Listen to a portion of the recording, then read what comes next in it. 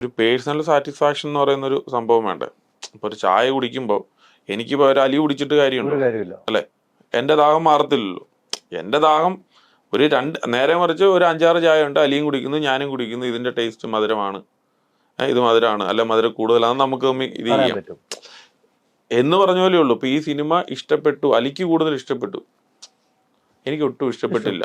അപ്പം എനിക്ക് ചിലപ്പോൾ എടുക്കാൻ പറ്റത്തില്ല. കാരണം അതില് നമ്മൾ ഇൻവെസ്റ്റ് ചെയ്യേണ്ട ഒരാളാണല്ലോ, പൈസ ഇൻവെസ്റ്റ് ചെയ്യല്ലേ. പൈസ ഇൻവെസ്റ്റ് ചെയ്യുമ്പോൾ നമുക്ക് അതിനുള്ളൊരു ധൈര്യം, എവിടുന്ന ഒരു നെഗറ്റീവ് എനർജി, ഒരു ഉൾവലിവ് ഒക്കെ ഉണ്ടാവും.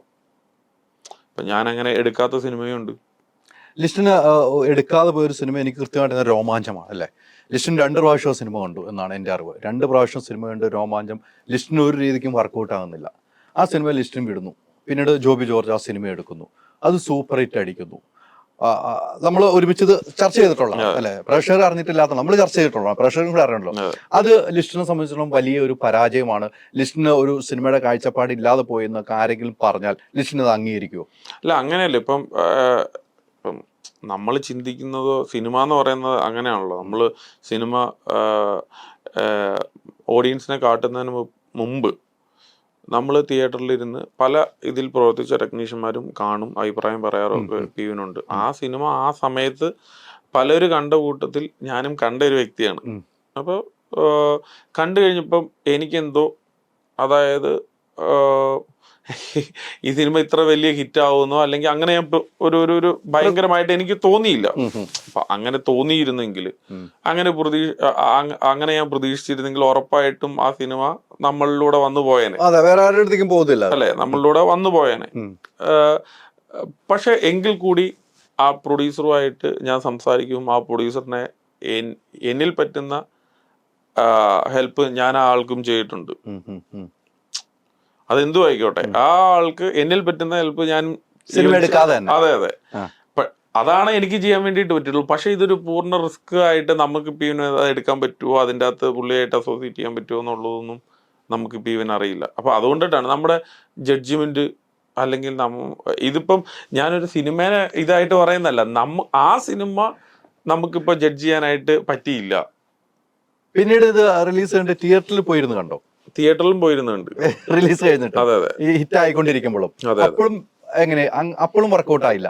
അല്ല, അങ്ങനെയല്ല. അപ്പൊ ഇത് എവിടെയാണ് നമുക്ക് പാളിച്ചെന്ന് പറയാൻ വീണ്ടും പോയി നോക്കും. അല്ല, ഇതിപ്പം ഈ ഇന്റർവ്യൂ കാണുന്നവര് തെറ്റിദ്ധരിക്കാനായിട്ട് പാടില്ല. കാര്യം എന്താന്ന് വെച്ചാല്, നമ്മള് ഇതുപോലെ 100 കണക്കിന് സിനിമകൾ പലര് കാണുന്നുണ്ട്. തീർച്ചയായിട്ടും മനസ്സിലായോ? ഇപ്പം ഒരു സിനിമ എടുക്കുന്നതിന് മുമ്പ് സാറ്റലൈറ്റുകാരായിക്കോട്ടെ, OTT-കാരായിക്കോട്ടെ, അപ്പം അവർക്കൊന്നും ചിലപ്പോ ചില സിനിമകൾ അവരുടെ പ്ലാറ്റ്ഫോമിന് പറ്റത്തില്ല, അല്ലെങ്കിൽ ഈ സിനിമ ചാനലിന് പറ്റുന്ന സിനിമകൾ ആയിരിക്കത്തില്ല.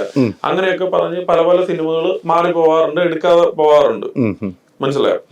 എന്ന് പറഞ്ഞ പോലെ ഇത് എന്തുകൊണ്ടിട്ടാണ് നമുക്കിത് ഇഷ്ടപ്പെടാതെ പോയത്, അല്ലെങ്കിൽ ഇത് എന്തുകൊണ്ടിട്ടാണ് നമ്മൾ ഉദ്ദേശിച്ചതിനേക്കാൾ ഒത്തിരി മേളിൽ റിസൾട്ട് വന്നത് എന്ന് നമ്മൾ തിയേറ്ററിലൂടെ പോയി കാണണം. നമ്മൾ എന്താന്ന് വെച്ചാൽ, നമ്മൾ ഒരു സിനിമയില് നമ്മളിപ്പോ നിലനിൽക്കുന്ന ഒരാളും നമ്മളും ഒരുപാട് സിനിമകളിൽ പുറകെ പോകുന്ന ആളും ആയതുകൊണ്ടിട്ട് നമ്മൾ ഇതെല്ലാം കണ്ടിരിക്കണം. സിനിമ ഇറങ്ങിക്കഴിഞ്ഞാൽ എല്ലാരും ഇപ്പം അത് അന്നേ അറിയാമായിരുന്നത് ഭയങ്കര ഹിറ്റാന്ന്. അല്ലല്ല, ഞാൻ പറഞ്ഞ നമ്മൾ സിനിമയിൽ നിൽക്കുന്നല്ലേ ആൾക്കാർ ഇങ്ങനെ ഭയങ്കര. പക്ഷെ ഞാനത് ഇപ്പോഴും അഡ്മിറ്റ് ചെയ്യുന്നു. ഇപ്പൊ അലി ചോദിച്ചപ്പോഴും എനിക്ക് വേണമെങ്കിൽ ഈ ചോദ്യത്തിൽ നിന്ന് സ്കിപ്പ് ആവാം, മനസ്സിലായോ? എനിക്ക് വേണമെങ്കിൽ ഡൈവേർട്ട് ചെയ്താൽ അത് അങ്ങനെയല്ല, അത് ഇങ്ങനെയാന്ന് പറയാം.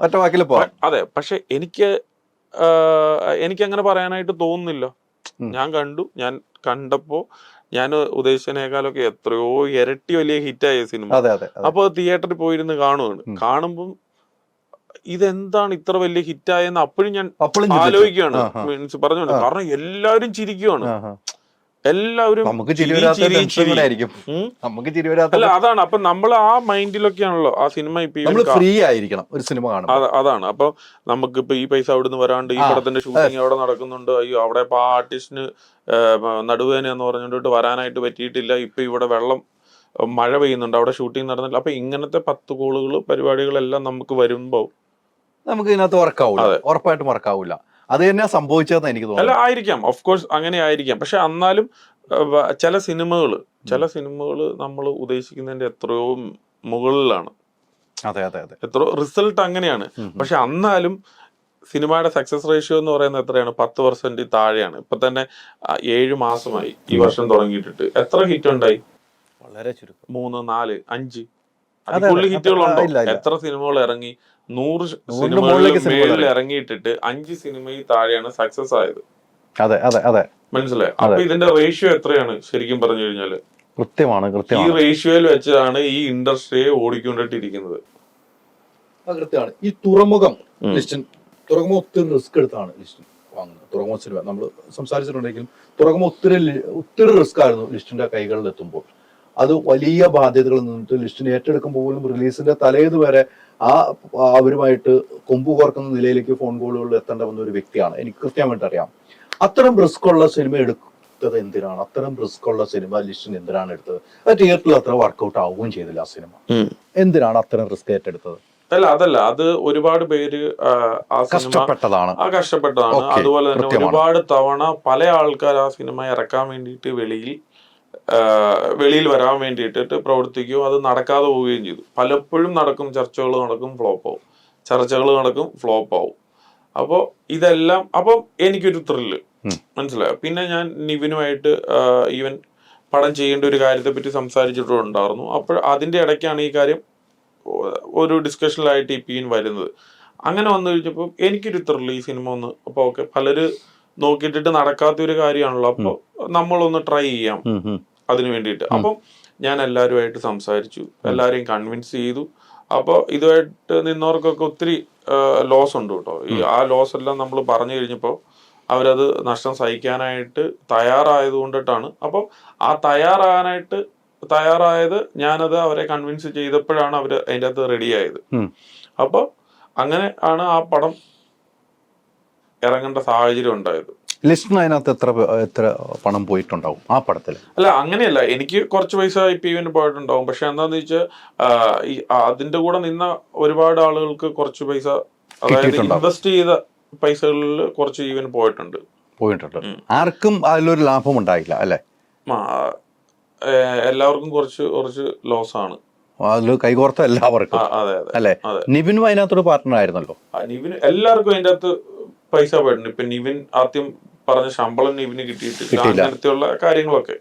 ഒത്തിരി റിസ്ക് എടുത്ത സിനിമ ആയതുകൊണ്ട് സിനിമയോടുള്ള ഇഷ്ടവും മറ്റുള്ളവരുടെ ആകാംക്ഷയും, ഇതൊന്ന് പുറത്ത് കാണണമെന്നുള്ള അതിലുള്ളവരുടെ ആകാംക്ഷയുമാണ് ലിസ്റ്റ് നിറവേറ്റി കൊടുത്തത്. സിനിമയോടുള്ള ഇഷ്ടം. അതെ അല്ലേ? ഞാൻ പറഞ്ഞു, ഈ സിനിമ ആ പറഞ്ഞ ബഡ്ജറ്റിൽ പറഞ്ഞ ബിസിനസ്സും പരിപാടികളെല്ലാം ചെയ്തിട്ടുണ്ട്. ആ അർത്ഥത്തിലല്ല കേട്ടോ പറഞ്ഞത്. ഞാൻ പറഞ്ഞ അതിന്റെ അകത്ത് ഇൻവെസ്റ്റ് ചെയ്ത, പ്രൊഡ്യൂസർക്ക് വേണ്ടിയിട്ട് ഇൻവെസ്റ്റ് ചെയ്തവരുണ്ട്, അവരുടെ എല്ലാം പൈസകൾ ഈവൻ പോയി എന്നാണ് ഞാൻ പറഞ്ഞത്. അതെ അതെ.